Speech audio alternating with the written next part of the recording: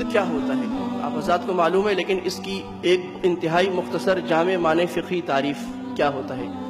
سود کی سیدھی سیدھی تعریف کی جائے تو وہ یہ ہے فضل الخالی عن العوض، وہ زیادتی جس کے مقابلے میں کوئی بدل نہیں آ رہا۔ مثال کے طور پہ میرے پاس 100 روپے ہیں، اس 100 روپے کے ساتھ دوسرے 100 روپے سے اگر میں ایکسچینج کرتا ہوں تو یہ دونوں 100 روپے ایک دوسرے کے ایکسچینج میں پورے ہو جاتے ہیں۔ لیکن اگر ایک طرف 100 روپے ہے، دوسری طرف 100 روپے اور 100 روپے یعنی 200 روپے ہو جاتا ہے، تو یہ جو دوسرا 100 روپے ہے یہ بغیر عوض کے جا رہا ہے، ایکسچینج نہیں ہے، اس کے آگے کنسیڈریشن نہیں ہے۔ تو ایسی زیادتی جس کے مقابلے میں کوئی چیز نہ ہو وہ خالی عن العوض یعنی وہ سود میں آ جاتی ہے۔ اسی کی مثال لے لیجئے کہ یہ ایک مائک ہے، بالکل اسی طرح کا ایک مائک جس میں کوئی فرق نہ ہو، اسپیسیفیکیشن میں، کوالٹی میں، ہر چیز میں ایک ہو۔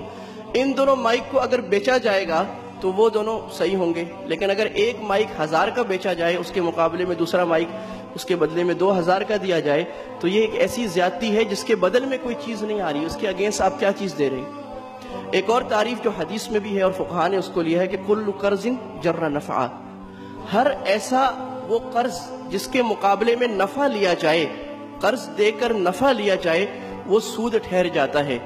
اس میں اصل جو حرام ٹھہرے گا وہ تو وہی نفع ہوگا کہ جس میں مالیاتی نفع ہو۔ میں 2-3 حاضر کی جدید مثالیں عرض کروں۔ بینکس کے اندر پیسے رکھ کے سود لینا فکسڈ، یہ تو ہے ہی ہے۔ سود کی 2-3 خصائص ہیں۔ نمبر 1 کہ وہ فکسڈ ہوگا، یعنی اس میں جو ریٹرن آئے گا آپ کو وہ فکسڈ ہوگا۔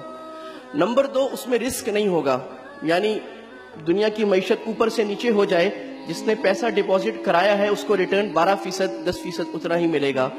اور تیسری بات ہوتی ہے پیسے کے مقابلے میں پیسہ ہوگا، یعنی ایسٹس جو ہوں گے وہ ڈیفرینشیٹ نہیں ہوں گے بلکہ سملر ایسٹس ہوں گے۔ پیسے کے مقابلے میں پیسہ آئے گا، بیچ میں کوئی کموڈیٹی انوالو نہیں ہوگی، تو یہ سود ہو جائے گا۔